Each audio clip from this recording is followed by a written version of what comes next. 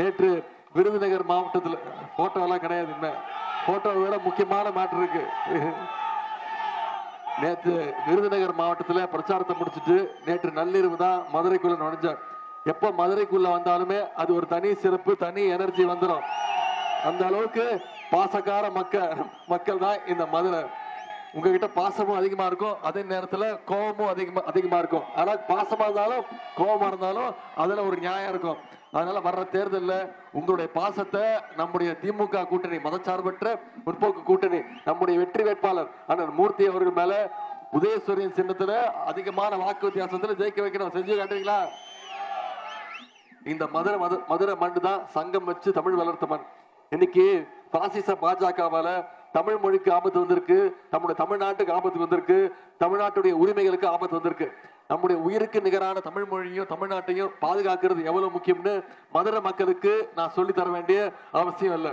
தமிழ்நாட்டை பாதுகாக்கிறதுக்கான தேர்தல் தான் வரப்போகின்ற இந்த சட்டமன்ற தேர்தல். மதுரை மக்கள் நீங்க எப்போதுமே விழிப்புணர்வோடு இருப்பீங்க. எனவே அதனாலதான் மதுரை எப்பவுமே தூங்கா நகரம்னு சொல்லுவாங்க. அரசியல் விழிப்புணர்ச்சியிலையும் இந்த மதுரை தான் என்னைக்குமே தூங்கா நகரம். சங்கிங்க என்னதான் கலவரம் பண்ண, என்னதான் திட்டம் போட்டு பிளான் பண்ணி வந்தாலும் நீங்க அத்தனை பேர் ஒன்னா சேர்ந்து அதையெல்லாம் ஒரு முறையும் நீங்க முறியடிச்சு காட்டுறீங்க. அதுக்கு இந்த மதுரையே சாட்சி. போன சட்டமன்ற தேர்தல் பொழுது இதே மதுரையில இருந்தா எய்ம்ஸ் செங்கலை எடுத்துட்டு போய் தமிழ்நாடு முழுக்க பிரச்சாரம் பண்ண. எப்படி ஒன்றிய பாஜக அரசு தமிழ்நாட்டுக்கு எந்த திட்டத்தையும் கொடுக்கறது இல்ல. எய்ம்ஸ் மருத்துவமனை அடிக்கல் நாட்டு 11 வருஷம் ஆச்சுமா. உங்களுக்கு தெரியும், இப்ப வரைக்கும் திறக்கிறதுக்கான வழி கிடையாது. பார்த்து செதுக்கிட்டு இருக்காங்க. இது மாதிரிதான் தமிழ்நாட்டுக்கு எந்த திட்டத்தையும் ஒன்றிய அரசு கொடுக்கறது இல்லை. அண்ணன் மூர்த்தி அவர்களை பத்தி உங்ககிட்ட நான் அதிகம் சொல்ல விரும்பவில்லை. உங்களுக்கான அறிமுகம் தேவையில்லை. உங்க அத்தனை பேருக்கும் நன்கு அறிமுகமானவர் தான் அண்ணன் மூர்த்தி அவர்கள். நம்முடைய கழக தலைவருடைய நம்பிக்கைக்குரிய ஒரு வெற்றி வீரர், செயல் வீரர். எனக்கு என்ன பெருமைன்னா அண்ணன் மூர்த்தி அண்ணன் அவர்களும் இளைஞர் அணியிலிருந்து, நான் அந்த அணியுடைய செயலாளர், இளைஞர் அணியிலிருந்து படிப்படியாக உழைத்து கழக பணியாற்றி முன்ன வந்தவர். இளைஞர் அணியில் பணியாற்றி ஒன்றிய செயலாளர், மாவட்ட செயலாளர், இப்போ சட்டமன்ற உறுப்பினர், அமைச்சர்னு பல்வேறு ஒவ்வொரு படிகளையும் தன்னுடைய உழைப்பின் மூலம் நிரூபிச்சு தலைவருடைய அன்பை பெற்றவர், பாசத்தை பெற்றவர். குறிப்பா இந்த பகுதி மக்கள் உங்களுடைய நம்பிக்கையை பெற்றவர். ஆனா மூர்த்தி அவர்களை மீண்டும் உதயசூரியன் சின்னத்துல அதிகமான வாக்கு வித்தியாசத்துல ஜெயிக்க வைங்க. இன்னைக்கு மீண்டும் உங்களெல்லாம் உரிமையா வந்து கேட்கிறோம், உதயசூரியன் சின்னத்துக்கு வாய்ப்பு கொடுங்க. மீண்டும் அண்ணன் மூர்த்தி அண்ணனை வெற்றி பெறுவீங்கன்னு எந்த உரிமையில கேட்கிறோம்? பல சாதனைகளை, பல திட்டங்களை இந்த தொகுதிக்கு அண்ணன் மூர்த்தி அவர்கள் செஞ்சு கொடுத்திருக்கிறார். ஒரு சில திட்டங்களை மட்டும் இங்க நான் எடுத்துக்காட்டாக கூற விரும்புறேன். சத்திரப்பட்டி, காவனூர், குலமங்கலம் மற்றும் வீரபாண்டி உள்ளிட்ட 900 ஊராட்சிகளுக்கு 1600 கோடி ரூபாய் ஒதுக்கீட்டுல இன்னைக்கு பிரம்மாண்ட கூட்டு குடிநீர் திட்டம் அண்ணன் மூர்த்தியுடைய முயற்சியால வந்தது. 50 கோடி ரூபாய் மதிப்பீட்டுல வண்டியூர் ஏரியை அழகுபடுத்துகின்ற பணிகள் இன்னைக்கு நடைபெறுதுன்னா அதற்கு காரணம் உங்களுடைய அமைச்சர் அண்ணன் மூர்த்தி அவர்கள். மதுரை கொச்சி சாலையில போக்குவரத்து வசதிக்காக இன்னைக்கு 53 கோடி ரூபாய் ஒதுக்கப்பட்டு புதிய மேம்பாலம் கட்டப்பட்டிருக்கு. அதுவும் அண்ணன் மூர்த்தி அண்ணனுடைய முயற்சி. சக்கிமங்கலத்தை 98 கோடி ரூபாய் மதிப்பீட்டுல இன்னைக்கு ஒரு மல்டி ஸ்டோரி இண்டஸ்ட்ரியல் எஸ்டேட் அமைக்கும் பணி வந்திருக்குன்னா உங்களுடைய அமைச்சர் அண்ணன் மூர்த்தி அண்ணன் அவர்கள், அவருடைய உழைப்பு. 117 கோடி ரூபாய் மதிப்பீட்டுல திண்டுக்கல் சாலை வரைக்கும், தெப்பக்குளம் வரைக்கும் வைகை தென்கரை சாலை இன்னைக்கு போடப்பட்டிருக்கு. 84 கோடி ரூபாய் மதிப்பீட்டுல மதுரை கிழக்கு ஒன்றியத்துல 158 கிலோமீட்டர் நீளத்திற்கு இன்னைக்கு கிராம சாலைகள் மேம்படுத்தப்பட்டிருக்கு. மாலைப்பட்டி ஊராட்சியில புதிய நியாய விலை கடை, நீர்த்தேக்க தொட்டி மற்றும் குடிநீர் குழாய் இணைப்புகள் கொடுத்திருக்கிறார். கிழக்கு ஒன்றிய பகுதியில 2 கோடி ரூபாய் மதிப்பீட்டுல ஒரு மெடிக்கல் இன்ஃப்ராஸ்ட்ரக்சர் ஒர்க் நடந்திருக்கு. சத்திரப்பட்டி ஊராட்சியில புதிய மேல்நிலை நீர்த்தேக்க தொட்டி, ஓவர் ஹெட் டேங்க் மற்றும் 161 குடிநீர் குழாய் இணைப்புகள் கொடுத்திருக்கிறோம். திருமோகூர் ஊராட்சியில புதிய கிராம மகளிர் குழு தொழிற்கூடம், வரிச்சியூர் ஊராட்சியில புதிய உணவு தானிய சேமிப்பு கிடங்கு, சர்க்குடி மற்றும் கருப்பாயூரணி ஊராட்சிகள்ல புதிய அங்கன்வாடி மைய கட்டிடங்கள், இவ்வளவு திட்டங்களையும் செஞ்சு கொடுத்துட்டு தான் இன்னைக்கு மீண்டும் அவருக்கு ஒரு வாய்ப்பு கொடுங்க. இந்த மதுரை கிழக்குல அண்ணன் மூர்த்தி அவர்களுக்கு உதயசூரிய சின்னத்துல வாக்களிச்சு மிகப்பெரிய வெற்றியை கொடுங்கன்னு உங்களை எல்லாம் கேட்கறதுக்கு நான் வந்திருக்கிறேன். நம்முடைய தலைவர் அவர்கள் தொடர்ந்து சொல்வது மாதிரி இந்த சட்டமன்ற தேர்தல் டெல்லி அணியா தமிழ்நாடு அணியா? தமிழ்நாடு அணி நாம ஜெயிச்சு காட்டணும், டெல்லி அணிய வீழ்த்தி ஆகணும். பண்ணுவீங்களா? இன்னைக்கு ஒரு முக்கியமான நாள். உங்களுக்கு தெரியும், இன்னைக்கு காலையில் நம்முடைய தலைவர் அவர்கள் நாமக்கல்ல நம்முடைய ஒரு பெரிய எதிர்ப்பு தெரிவிச்சிருக்கிறோம். ஒன்றிய பாஜக அரசு இன்னைக்கு நாடாளுமன்றத்தை கூட்டி டீலிமிட்டேஷன் சொல்றாங்க, தொகுதி மறுவரையறை மசோதாவை இன்னைக்கு நிறைவேற்ற பாக்குறாங்க.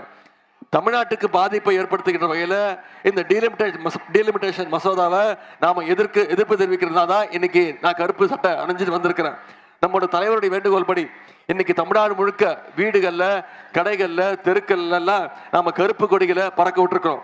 டீலிமிட்டேஷன் மசோதாவை ஒட்டுமொத்த தமிழ்நாடு நாம அனைவரும் சேர்ந்து அதை எதிர்க்க வேண்டும்.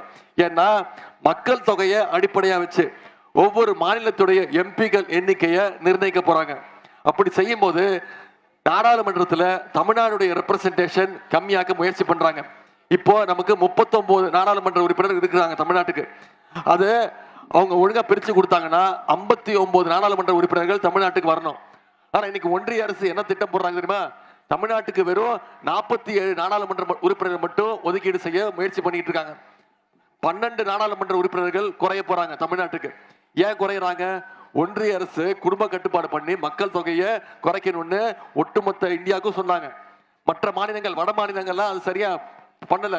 ஆனா நம்முடைய தமிழ்நாட்டு மக்கள் மட்டும் அதை சரியா பண்ணி இன்னைக்கு மக்கள் தொகையை நாம கட்டுப்படுத்தி இருக்கிறோம். நாம ஒன்றிய அரசு ஒரு விஷயத்த சொன்னதுனால, அதை சரியா செஞ்சதுனால இன்னைக்கு நம்முடைய உரிமைகளை ஒன்றிய அரசு பறிக்க பார்க்குது. இதுதான் சென்ற வருடமே நம்முடைய முதலமைச்சர் அவர்கள் சென்னையில அனைத்து கட்சி கூட்டத்தை கூட்டி எல்லா முதலமைச்சர்கள், எல்லா தலைவரையும் வச்சு நாம எதிர்ப்பு தெரிவிச்சோம். ஆனாலும் ஒன்றிய அரசு, பாஜக அரசு இந்த மசோதாவை இன்னைக்கு அவசரமா கொண்டு வந்து இதை எதிர்த்து இருக்கக்கூடிய நாம தமிழ்நாடு இருக்கக்கூடிய ஒவ்வொரு குடும்பமும் இந்த மசோதாவை நாம எதிர்க்க வேண்டும் அப்படின்னு தலைவர் சொல்லியிருக்கிறாங்க. தமிழ்நாட்டுல தேர்தல் நடந்துகிட்டு இருக்கிறதுனால, தேர்தல் பிரச்சாரத்தில் நம்ம இருக்கிறதுனால நம்ம எல்லாம் திசை திருப்பி இந்த நேரத்தை பயன்படுத்தி டீலிமிட்டேஷன் மசோதாவை கொண்டு வரதுக்கு ஒன்றிய பாஜக அரசு இன்னைக்கு முயற்சிக்குது. பாஜகவுடைய சூழ்ச்சி தமிழ்நாட்டில் என்னைக்குமே எடுபடாது. அதை இந்த வர சட்டமன்ற தேர்தலையும் அதை நிரூபிச்சு காட்டுவோம். தமிழ்நாட்டுடைய உரிமைகள் பறிப்போவதை இனிமே நம்மளால வேடிக்கை பார்த்துட்டு இருக்க முடியாது. தமிழ்நாட்டுடைய உரிமை பறிக்கின்ற இந்த டீலிமிட்டேஷனுக்கு எதிராக தமிழ்நாட்டுடைய ஒவ்வொரு குடும்பமும் வீதிக்கு வந்து நாம போராட வேண்டும். இன்னைக்கு தமிழ்நாடு முழுக்க சட்ட நகலை எரிக்கிறோம். நம்முடைய தலைவர் அவர்கள் நாமக்கல்ல எரிச்சாங்க. நாம எல்லாம் சேர்ந்து அந்த சட்ட நகலை இன்னைக்கு இங்க எரிக்க போறோம். ஆகவே இப்படிப்பட்ட பாசிஸ்டுகளுக்கும் அடிமைகளுக்கும் சரியான பாடத்தை கத்துக் கொடுக்க வேண்டிய தேதி ஏப்ரல் 23 சட்டமன்ற தேர்தல் நடைபெற போகுது. மே 4 வாக்கு எண்ணிக்கையின் பொழுது மீண்டும் நம்முடைய தலைவர் தான் முதலமைச்சர் வரப்போவது உறுதி. அப்போ அதற்கு மேலும் வலு சேர்க்கிற விதமாக இந்த மதுரை கிழக்கு தொகுதியில அண்ணன் மூர்த்தி அவர்களுக்கு அதிகமான வாக்கு வித்தியாசத்துல உதயசூரியன் சின்னத்துல வாக்களிச்சு மிகப்பெரிய வெற்றியை தேடி தரணும். நம்முடைய தலைவர் பல வாக்குறுதிகளை கொடுத்திருக்கிறார். அந்த வாக்குறுதிகளையும் உங்களுக்கு ஞாபகப்படுத்த விரும்புறேன். மகளிர் உரிமை தொகை கடந்த 3 வருஷமா 1000 ரூபாய் முன்னாடி சட்டமன்ற தேர்தலில் நம்ம சொன்ன வாக்குறுதியை காப்பாத்தி இருக்கிறோம். நம்முடைய தலைவர் வாக்குறுதி கொடுத்திருக்கிறார். மீண்டும் ஆட்சி அமைஞ்சோம்னா மகளிர் உரிமை தொகை 1000 ரூபாயில இருந்து 2000 ரூபாய் உயர்த்தி தருவேன்னு வாக்குறுதி கொடுத்திருக்கிறோம். காலை உணவு திட்டம், அரசு பள்ளி படிக்கக்கூடிய குழந்தைங்க காலைல பள்ளிக்கூடத்துக்கு வந்தாங்கன்னா பசியோட படிக்க கூடாதுன்னு முதலமைச்சர் காலை உணவு திட்டத்தை அறிமுகப்படுத்தணும். 5ஆம் வகுப்பு வரைக்கும் கொடுத்துக்கிட்டு இருக்கிறோம். இப்போ அது 8ஆம் வகுப்பு வரைக்கும் விரிவுபடுத்த போறோம்னு சொல்லியிருக்கிறோம். அதே மாதிரி அரசு பள்ளியில படிச்சு எந்த கல்லூரியில் போய் படிக்க போனாலும் அவங்களுக்கு கல்வி ஊக்கத்தொகை 1000 ரூபாய் வழங்கிட்டு இருக்கிறோம். 14 லட்சம் மாணவிகள் வருஷம் பயன்படுறாங்க. அந்த கல்வி உதவி தொகையை இப்போ 1500 ரூபாய் உயர்த்துவேன்னு நம்முடைய முதலமைச்சர் வாக்குறுதி கொடுத்திருக்கிறார். அதே மாதிரி முதியோர் உதவி தொகை OAP மாசம் 1200 ரூபாய் வாங்கிட்டு இருக்கு நம்முடைய அரசு. அதை உயர்த்தி 2000 ரூபாய் கொடுப்போம்னு நம்முடைய தலைவர் வாக்குறுதி கொடுத்திருக்கிறாங்க. அடுத்த 50 லட்சம் இளைஞர்களுக்கு அடுத்த 5 ஆண்டுகள்ல வேலை வாய்ப்பு திட்டத்தை உருவாக்குவோம்னு சொல்லியிருக்கிறோம். அடுத்த 5 வருஷத்துல 35 லட்சம் கல்லூரி மாணவிகளுக்கு லேப்டாப் கொடுப்போம்னு வாக்குறுதி கொடுத்திருக்கிறோம். அடுத்த 5 ஆண்டுகள்ல 10 லட்சம் கலைஞர் கனவு இல்லம் கட்டப்பட்டு யாருக்கெல்லாம் வீடு இல்லையோ அவங்க அத்தனை பேருக்கும் கலைஞர் கனவு இல்லம் திட்டத்தின் கீழே வீடு வழங்குவோம் அப்படின்னு வாக்குறுதி கொடுத்திருக்கிறோம். இது எல்லாத்தை விட முக்கியமான வாக்குறுதி உங்களுக்கு தெரியும். ஆட்சி அமைஞ்சோன்னு நம்முடைய முதலமைச்சர் அவர்கள் ஒவ்வொரு மகளுடைய கைகள்லையும் 8000 ரூபாய் நம்முடைய முதலமைச்சர் அவர்கள் கொடுத்துருவாங்க. அந்த 8000 ரூபாய் பயன்படுத்தி நீங்க உங்க வீட்டுக்கு தேவையான மின்சாதன பொருட்கள் எதுவா இருந்தாலும் அதை நீங்களே முடிவு பண்ணி வாங்கிக்கலாம்னு நம்முடைய முதலமைச்சர்கள் சொல்லியிருக்கிறாங்க. இதெல்லாம் நிறைவேற்றி கொடுக்கணும்னா வர்ற சட்டமன்ற தேர்தலில் இந்த மதுரை கிழக்குல உதயசூரியன் போட்டோ இல்ல, போட்டோ வேணாம், அதான் மறந்துட்டாங்க, அவங்க மறந்துட்டாங்க, போட்டோ வேணாம். இனிமே இது இப்போ முக்கியமான நாள், நம்முடைய எதிர்ப்பை தெரிவிக்க வேண்டிய நாள். இந்த தொகுதி மறுவரையறையும் கொண்டு வந்து இன்னைக்கு ஒன்றிய பாஜக அரசு தமிழ்நாட்டுடைய எம்பிக்கள் எண்ணிக்கையை குறைக்க பார்க்கறாங்க. தமிழ்நாட்டுடைய உரிமைகளை கேட்கக்கூடிய அந்த உரிமை குரலை நம்முடைய எம்பிக்கள் தான் டெல்லிக்கு போய் குரல் கொடுக்கக்கூடிய நம்முடைய உரிமை குரல், அந்த உரிமை குரலை இன்னைக்கு பறிக்க பார்க்கறாங்க. எனவே இந்த நாள், இந்த டீலிமிட்டேஷனை கொண்டு வர நாள் மிக மிக முக்கியமான நாள். நம்மளுடைய ஒட்டுமொத்த தமிழ்நாட்டுடைய எதிர்ப்பை நாம தெரிவிச்சாகணும். செஞ்சு காட்டுவோமா? அந்த எதிர்ப்பை இன்னும் வலுவா வர்ற சட்டமன்ற தேர்தலில் அதிகமான வெற்றியை இந்த மதுரை கிழக்கு தொகுதியில மிக அதிகமான வாக்கு வித்தியாசத்துல அண்ணன் மூர்த்தி அவர்களை நீங்க ஜெயிக்க வைக்கணும். செஞ்சு கொடுப்பீங்களா? உங்களை எல்லாம் அன்போடு கேட்கிறேன், பண்போடு கேட்கிறேன், பாசத்தோடு கேட்கிறேன், உரிமையோடு கேட்கிறேன், உங்க வீட்டு பிள்ளையாக இருந்து கேட்கிறேன், இன்னும் தலைவருடைய மகனாக இருந்து கேட்கிறேன், இன்னும் பெருமையா பூரிப்பா சொல்லணும்னா கலைஞருடைய பேரனாக இருந்து உதயசூரிய சின்னத்துல அண்ணன் மூர்த்தி அண்ணன் அவர்களுக்கு வாக்களிச்சு அதிகமான வாக்கு வித்தியாசத்தில் ஜெயிக்க வைங்க. நிச்சயம் அவர் மீண்டும் நம்முடைய தலைவர் அவர்கள் அமைச்சராக்கி இந்த தொகுதிக்கு என்னென்ன தேவையோ அத்தனை திட்டங்களையும் அவர் செஞ்சு கொடுப்பார். வாக்குறுதி கொடுத்து இந்த அன்புக்கும் வரவேற்புக்கும் நன்றி கூறி விடைபெறுகின்றேன். நன்றி.